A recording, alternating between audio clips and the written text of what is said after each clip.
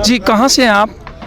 मैं डिस्ट्रिक्ट पटियाला पंजाब से बीके जुगराहा जिला प्रेसिडेंट। तो आज ये जो रैली है, इस रैली का मकसद क्या था? असल मकसद तो ये है रैली का कि जब मोदी ने बोला है कि तीनों कानून हम वापस लेते हैं, जो लोग संघर्ष के दौरान काम धंधों के लिए पंजाब में गए हुए थे या देश के बख सूबों में वापस थे, उनको बुलाकर ये सारी बात बताने के लिए, और अगली मांगे क्या है उनके लिए, जो सभी को अवेयरनेस करके संघर्ष को और तकड़ा करने के लिए ये रैली रखी गई थी। और हमारे आंदोलन को चलते हुए 1 साल हुआ है।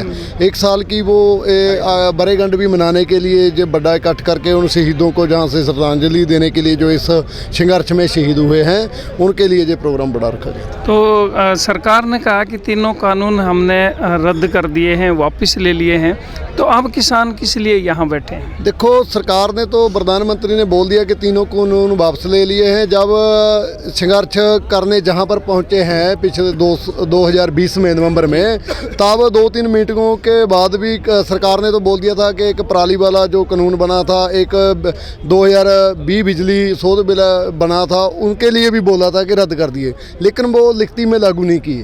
अब जब ये बोला है, अभी सेशन में पास हो, राष्ट्रपति के साइन हो, जब प्रॉपर तौर पे ये खत्म होंगे तभी मानेंगे भी कानून वापस हुए हैं। ऐसे बोलकर एक लोगों को जहाँ से उठाने का ये एक सरकार का स्टंट भी हो सकता है, लोगों को मूर्ख भी बनाया जा सकता है, क्योंकि ये देश की जो सरकार है इन पर भरोसा नहीं किया जाता। ये बेईमान और गुंडों की सरकार है, इन पर जो लोगों का संघर्ष है, लोग हौसले से डटे हुए हैं। जब तक ये कागजों में लिखती रूप में राष्ट्रपति के साइनों को रद्द नहीं होते, तब तक ये संघर्ष जारी रहेगा। तो यदि ये राष्ट्रपति के साइन हो गए, रद्द हो गए, तब भी आप यहीं रहोगे या तब ये आंदोलन खत्म होगा, या कुछ और भी मांगे हैं? देखो, उनके साथ जो उससे पहले भी जो कोई हमारी जो जितनी मांगे हैं कि जो लखीमपुर खीरी में जो घटना हुई है, उनके जो अजय मिश्रा टैनी, उनके बेटे को जो पर्चा हुआ है, उनकी सज़ा नहीं मिलती, वो अपने ओहदे से इस्तीफा नहीं देते, और जो 700 किसान जहां मोर्चे में शहीद हुआ है, उनके परिवारों को नौकरियां नहीं मिलती, पूरे मतलब मुआवजा नहीं मिलता।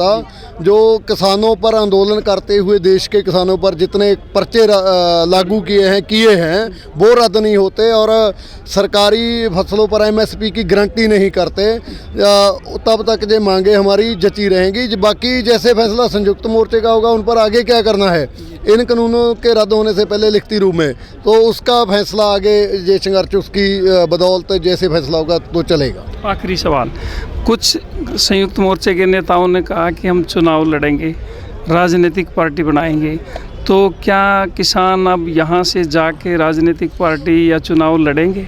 देखो, जब कोई राजनीतिक पार्टी उभरती है, सत्ता में आती है, जब कोई पार्टी बनती है, जो बड़े आंदोलनों से बनती है, लेकिन जब लोग जो पार्टी बनाने की चाहत रखते हैं कि पार्टी बनाकर सरकार बनाएंगे, जब सरकारें बनी हुई भी लोगों ने बनाई है, जो लोगों की बनाई हुई सरकारें उनकी सुनती नहीं, तो किसानों की पार्टी बनकर क्या हम ये मसले हल कर लेंगे?